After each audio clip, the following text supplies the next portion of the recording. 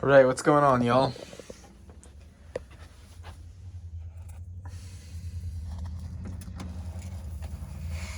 Yep, that's an ECU. Okay, so why did I have my ECU in rice? Well, electronics, when they get wet, they don't work right. And so I had it in rice so that the water, if there's any moisture in here, would get out of the ECU and go into the rice. Now, another question you might ask me is, Dylan, aren't these very well sealed? And I would tell you, yes, they are. But after going over the logs with, I sent the logs to Evan's Tuning. I sent them to my tuner, who still hasn't gotten back to me. He said he'd look at them, never did.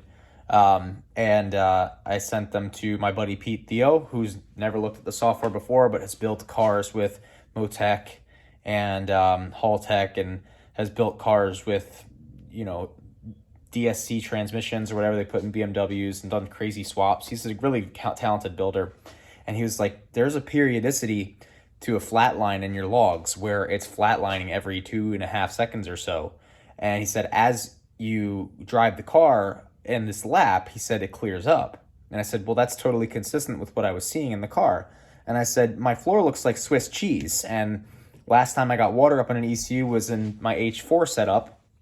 And it basically caused the car to have a bunch of running issues. And he was like, well, if you have moisture issues in anything, and it's clearing up as the track's getting warmer or as your car's getting warmer, potentially, the ECU's doing some sort of over voltage protect or something, and it's stopping itself from running, and I was like, okay. So we put the ECU in rice. I don't know that that's actually going to do anything because, as I mentioned, these ECUs are very well sealed, but we do have the car open, and I'm going to go in and see if there's anything readily apparent, any areas where water could have gotten in or something like that. The car has been sitting with the doors open for a while now.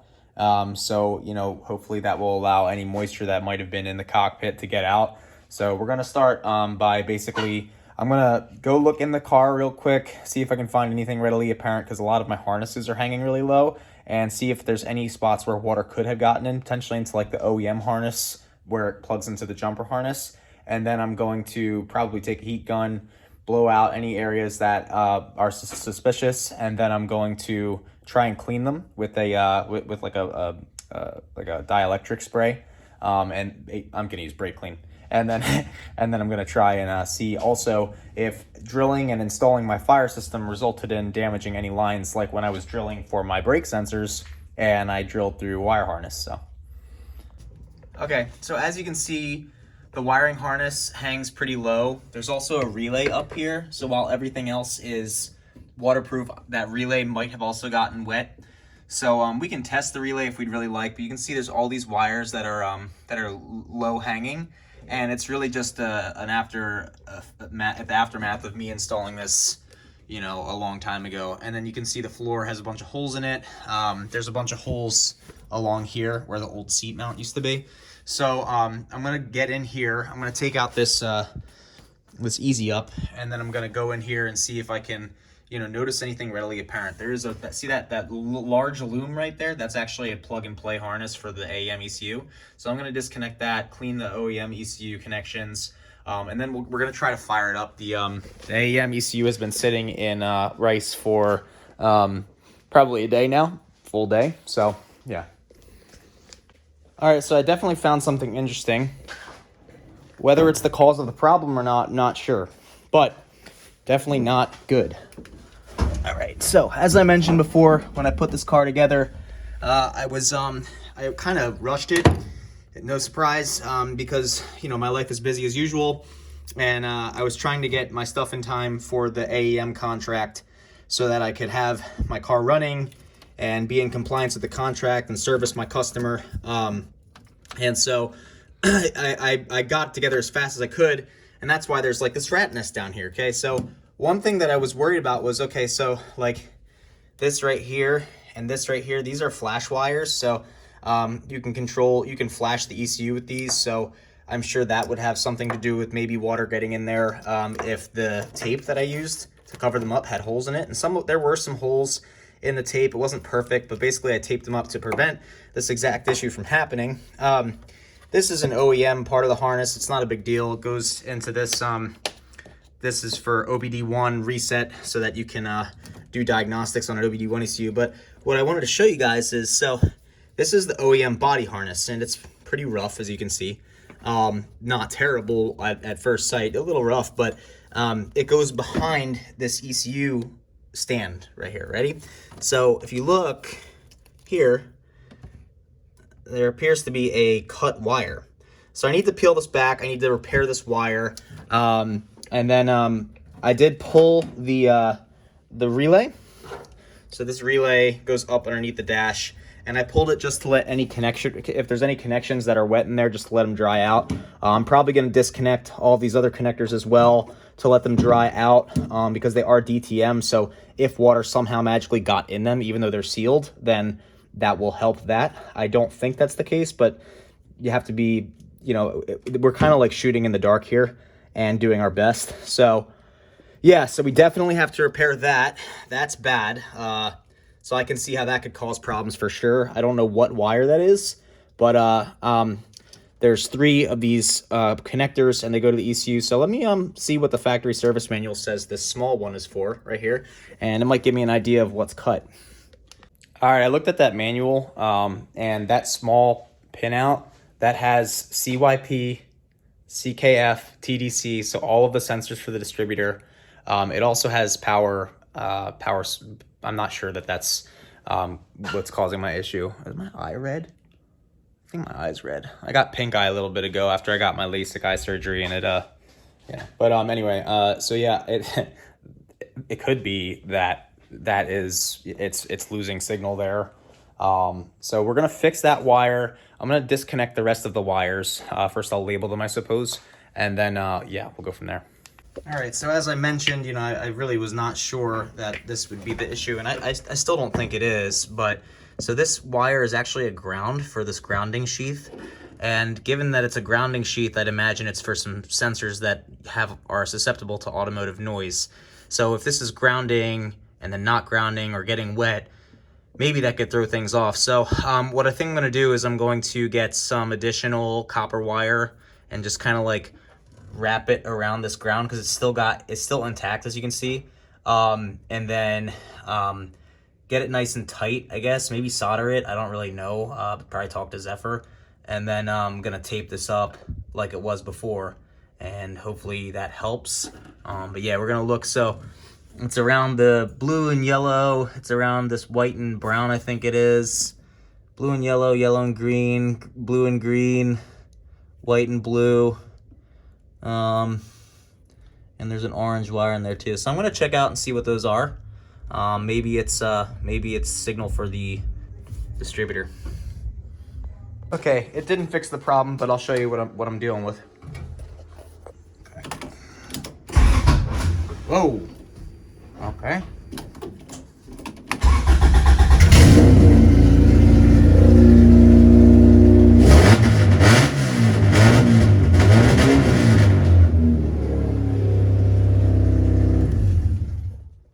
See how it's breaking up like that? Yeah, I don't know what that is. So we have to troubleshoot still, unfortunately. All right, so let me show you guys something. So this here is a log from when the car was not running on track, a USB log. So you can see the RPM flat lines, and all the other data flat lines as well. This is something my friend discovered. So this is why we thought it was something moisture related with the car running. Okay, this is when the car is first started up. Now let me show you guys this one. This is me just sitting in the garage playing with the car. And so we're gonna zoom in on this data, and the flat lines don't appear to be there anymore. Okay, so what that tells me is that there might have been an issue with that shielding wire causing the ECU to act funny. But now what I'm seeing is I'm seeing a lot of spikes in this cam timing. So that tells me there might be an issue with the distributor itself, or the cam timing in the distributor. Now, granted, in Honda Challenge, we are not allowed, well, as of now, we're not allowed to run a cam trigger on an AEM. Supposedly that will be getting changed according to one of my viewers, so thank you for commenting that, I appreciate that. You can see there's a lot of spiking here. Now, if I were to go, now I have this one session where when I first got the ECU installed in the car, and I was paranoid about starting issues and having the cam trigger work, the cam sensor work.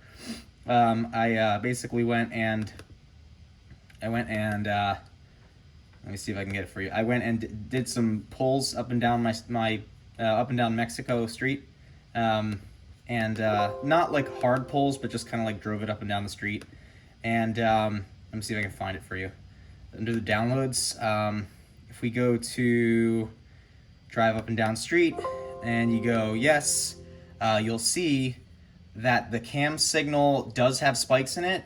You can program the software to ignore that cam signal a little bit.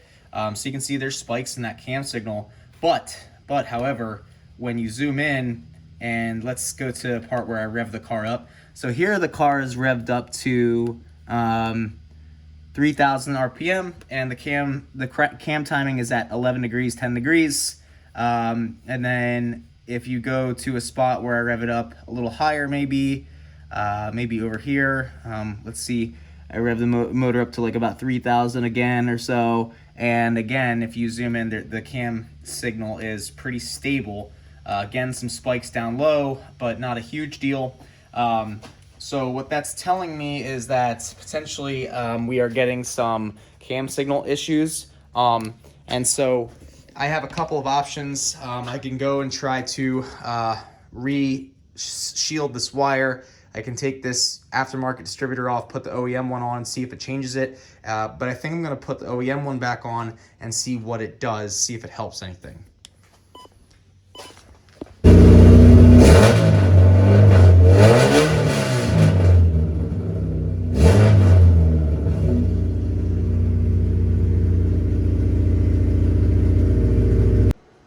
Okay,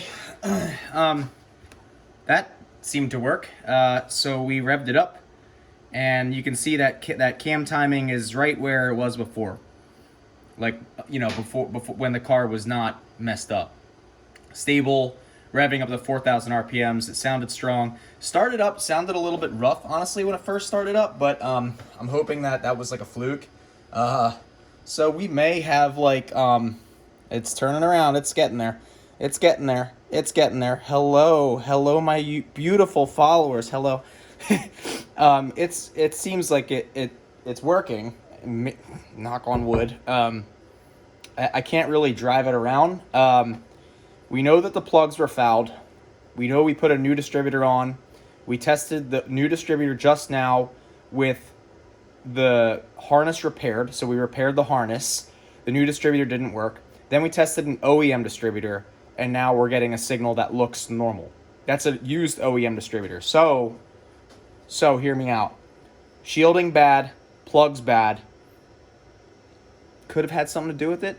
So maybe we fixed it. Maybe we did. I mean, either way, I'm going to sign up for the event and see how it goes. I would like to rip it around the block or something, but I can't. It's suburban area. My neighbors probably already hate me for revving this up at 9:48 p.m. But, you know, we can figure something out. This seems to be holding, so really the only thing we can do now is get it under load and test it. So if I can get it on the air and then put the brakes on, then yeah. But we got to replace rotors on the car, got to put new oil on the car, you know, the regular prep for the event. The alignment, I have to talk to Angelo over at ANZ Suspension and see what he says about the front of the car. I'm getting some unique numbers in the front and some unique wear patterns, and I want to figure out what's going on. So did we fix it? Who knows? All right, guys. Well, I think that's it for tonight. Thanks for watching. It is a little bit late. I'm going to grab some water, finish this cigar off, and then I'm going to go inside and take a shower and unwind for an hour or so and go back to bed. It's a month close at my job, so we're closing all the books. I work in managerial accounting, so I was an engineer before, but I hated working as an engineer. Engineering is fun as a hobby, but not as a job. So, yeah. All right, guys. Peace.